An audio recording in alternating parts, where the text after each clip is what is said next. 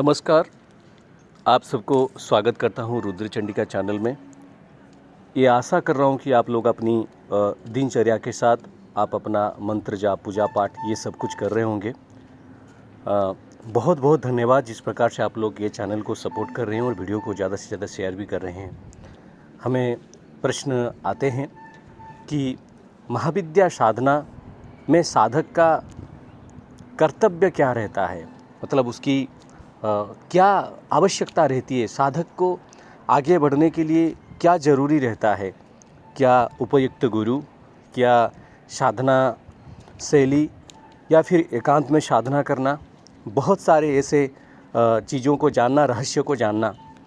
लेकिन महाविद्या साधना में लोग असफल क्यों होते हैं?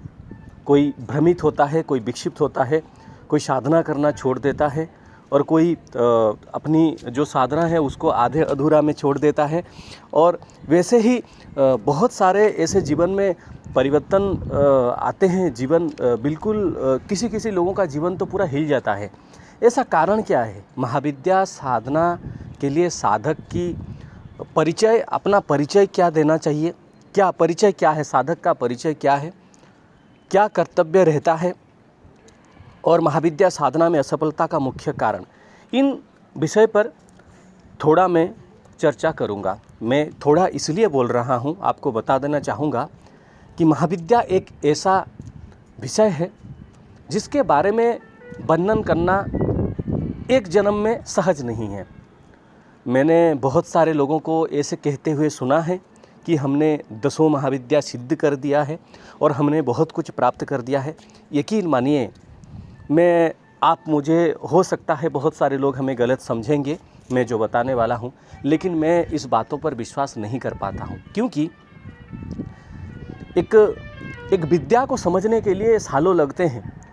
एक विद्या को समझने के लिए, विद्या को पूरी तरह से जानने के लिए सालों लगते हैं। लेकिन महाविद्या की जो रहस्य है, इसको कैसे 10-10 महाविद्या कोई व्यक्ति अपने जीवन काल में कैसे सब कुछ मतलब सब कुछ सही कर देता है, ठीक कर देता है, ये थोड़ा मुझे ये थोड़ा मुझे इसमें संशय रहता है। मेरे मन में प्रश्न आते हैं। हो सकता है कोई सिद्ध महात्मा, कोई साधु महात्मा जो सालों से तपस्यारत हैं, एकांत में किसी जगह पर उनके जीवन में वो एक इस प्रकार की साधनाएं करते होंगे, तो वो हो सकता है कर लिए होंगे। लेकिन आजकल की मैं देख रहा हूँ, इन बहुत सारे लोग कहते हैं कि हमने 10 महाविद्या मंत्र सिद्धि कर दिया है, हमें बहुत कुछ प्राप्त हुआ है। इस विषय में हमें थोड़ा चिंता रहती है कि वास्तविक में ये बातें कितनी सत्य है और वास्तविक में ये बातें कितनी अलग रूप से दर्शाया जा रहा है। मैं अपने वाणी के माध्यम से उन सभी लोगों को कहना चाहूँगा कि मेरी इस वीडियो किसी व्यक्ति विशेष को आक्षेप करने के लिए नहीं है, ना ही किसी संप्रदाय को आक्षेप करने के लिए है, ना ही किसी मैं व्यक्ति की आस्था पर कोई प्रश्न चिन्ह उठा रहा हूँ। मेरे कहने का तात्पर्य यही है कि आम साधक, ऑफिस जाने वाले साधक, ये आम कहना भी गलत है, कोई भी साधक साधारण नहीं होता। हर साधक के अंदर असाधारण शक्ति रहती है, लेकिन उस साधक अपने आप को जानना जरूरी होता है, अपने आप को समझना रहता है। तो जो साधक होते हैं, जो अपनी कार्य करते हैं, ऑफिस जाते हैं, स्कूल जाते हैं, कॉलेज जाते हैं, पढ़ते हैं, कॉलेज विभिन्न प्रकार की कार्य में व्यस्त रहते हैं, उनके लिए क्या महाविद्या की साधना संभवपर है, क्या परिचय है, क्या कर्तव्य है साधक का, कैसे करना चाहिए, ये बहुत लंबा टॉपिक है। इसके बारे में मैं धीरे धीरे वीडियोस बनाऊंगा। देखिए, सर्वप्रथम बात है, आज तक इस चैनल में या फिर मेरे दूसरे चैनल में आज तक मैंने कभी भी महाविद्या साधना के ऊपर गूढ़ रहस्य नहीं बताए। इसका कारण यही है कि मैं यही जानता हूँ, अगर मैं किसी चीज़ को खाया नहीं था, मैं किसी चीज़ को जाना नहीं था, उसके बाद मैं अगर उस चीज़ के बारे में वर्णन करूंगा तो ये ठीक नहीं है। जैसे आप मुझे पूछेंगे कि बगलामुखी माता की जो पूजा होता है, आवरण पूजा होता है, कुछ भी होता है, उसके बारे में आप बताएं। मैं आपको किसी पुस्तक से उठा के बोलूँगा और ये बातें आपको बताऊँगा, लेकिन मैंने उस चीज़ का एक्सपीरियंस नहीं किया है, मैंने उस चीज़ का एक्सपीरियंस नहीं किया था, नहीं जाना था।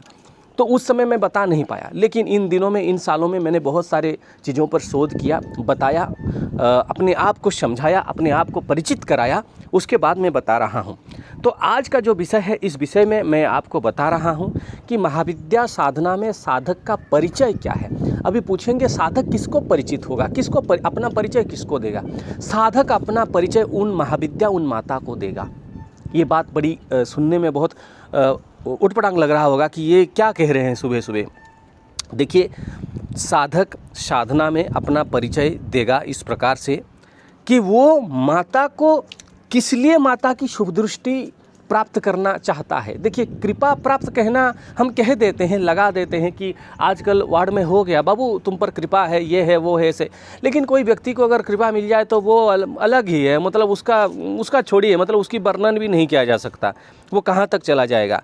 मैं खाली बस एक शुभ दृष्टि, एक सुदृष्टि, शुभ मतलब एक सुदृष्टि के बारे में बता रहा हूँ कि एक शुभ दृष्टि भी अगर किसी के ऊपर आता है तो क्या होता है।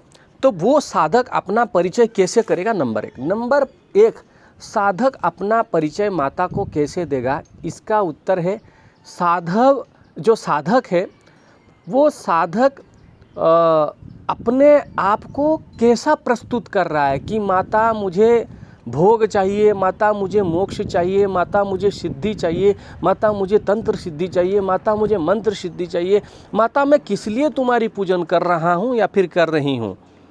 ये साधक का वास्तविक का परिचय होता है। ये संकल्प में बोल देने से नहीं होता।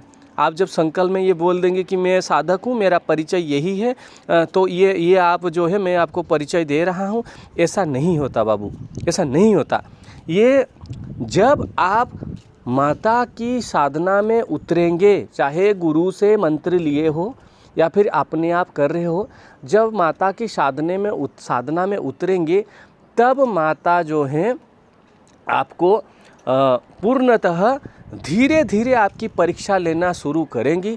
तब आपका वास्तविक में परिचय होगा। आप अपना परिचय देंगे कि माता ये मेरा परिचय है, ठीक है ना, माता यही मेरा परिचय है कि मेरी लेवल यही है। पहले महीना में आप आराम से ऐसे सुन लिए आचार्य जी से, कहीं से पुष्प पूजन, ये पूजन विभिन्न प्रकार कर लिए। दूसरे मंथ में आपका दिमाग घूम जाएगा, आपको कोई प्रॉब्लम परेशानी हो जाएगी, आप बोलेंगे अरे 1 महीना पूजा क्या, मेरे ये गलती हो रहा है, वो गलती हो रहा है। 3 महीने तक आप पूजा छोड़ देंगे। वास्तविक 90% साधक में भैया ऐसा ही होता है। मान लीजिए इस बात को, पूछ लीजिए किसी को भी उठाकर, कहीं से भी महाविद्या साधक को उठाकर पूछ लीजिए ये बात। हो सकता है पूर्व जन्म की किसी का महाविद्या साधना हो, इस जन्म में फलित हो रहा है, उसकी बात अलग है, लेकिन जो नया शुरू कर रहा है उसको पूछ लीजिए। ये बात भी एक प्रश्न चिन्ह आता है कि वो साधक पूर्व जन्म की साधना है, इस जन्म की साधना है, वो कैसे पता चलेगा। पहली बात है कि अगर उसने पूर्व जन्म में ये महाविद्या साधना किया होगा तो उसकी मार्ग ऐसी प्रशस्त होंगी कि जैसे कोई चीज़ उसका इंतजार कर रहा था। अगर वो बाय फोर्स किसी से सुनकर वो साधना करने का प्रयास कर रहा है, उसके जीवन में ऐसे ऐसे चीज़ घटित होगा कि दोबारा वो प्रयास करने के लिए भी वो हिचकिचाएगा कि मैं प्रयास नहीं करूँगा। यही बात है, ये परिचय होता है माता के सामने साधक का परिचय। तो उसमें कर्तव्य क्या आता है? कर्तव्य क्या आएगा? उस समय साधक का कर्तव्य यही आएगा, एक तो अगर गुरु मार्ग से दीक्षित हुआ है तो अपने गुरु के साथ अपनी सारे समस्या का जो समाधान निकालने के लिए वो बैठेगा। और दूसरी कर्तव्य है वो आस्था ना छोड़कर साधना को कंटिन्यू करेगा। और उसकी कर्तव्य और एक आता है कि वो पूर्णतः अपना परिचय को संपूर्ण रूप से देने का प्रयास करेगा। कोई मुखौटा नहीं रहेगा, कोई ऊपर से एक भीतर से एक नहीं रहेगा, क्योंकि वो माता है। जो अंदर आ रहा है आप छुपाएंगे संकल्प में कि हाँ मैं ऐसे संकल्प कर रहा हूँ तो मैं छुपा दूंगा इस बात को। ऐसे भगवान से, माँ से, महाविद्या से कौन छुपा सकता है? तो ये बात परिचय होता। तीसरी बात है कि असफल होने का कारण क्या है? परिचय हो गया बाबू, कर्तव्य हो गया, असफल होने का कारण क्या है? असफल होने का कारण क्या है मैं आपको बताता हूँ। असफल होने का कारण ये है कि साधक अपना परिचय, कर्तव्य सब निभाने के बाद भी वो भ्रमित होता है। क्योंकि एक बात बताऊं, कितने साल लगेंगे एक महाविद्या माता की रहस्य जानने के लिए, ये आप नहीं जान सकते। तो इसीलिए असफल होने का मुख्य कारण है अपना परिचय सही देने के, माता के साथ परिचित होने के बाद, कर्तव्य को पूरा करने के बाद तीसरी बार जो है आप अपना असफलता का मुख्य कारण है कि इन दोनों चीज़ों को लंबे समय तक आप बरकरार नहीं रख पा रहे हैं। समझ रहे हैं ना मेरी बात को?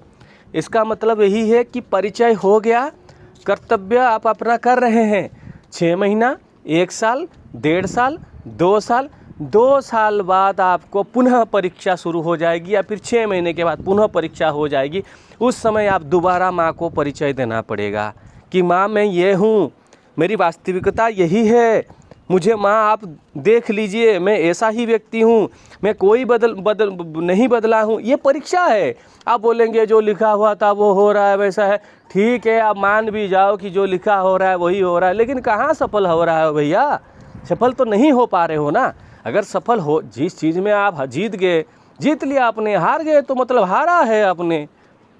फिर लोग क्या करते हैं, भाई 1.5 साल दे दिया मैंने, अब दोबारा तो इस साधना को नहीं देना है, अगेन फेलियर। कोई बोलेगा, आपके गुरुदेव बोलेंगे, आपके आचार्य जी बोलेंगे, आपके जो भी आपको मार्गदर्शक बोलेंगे, बाबू तूने 1.5 साल किया है, हमने 12-15 साल करके हमें कुछ ज्ञान प्राप्त हुआ है, तो तुम ये करा, दोबारा कर। नहीं नहीं नहीं, मैं ये महाविद्या, मैं काली माता का और कोई साधना नहीं करूँगा, मेरे हो गया 1.5 साल मेरा खराब हो गया, अब कुछ मिला नहीं, आप मुझे तारा मंत्र दीक्षित कर दीजिए।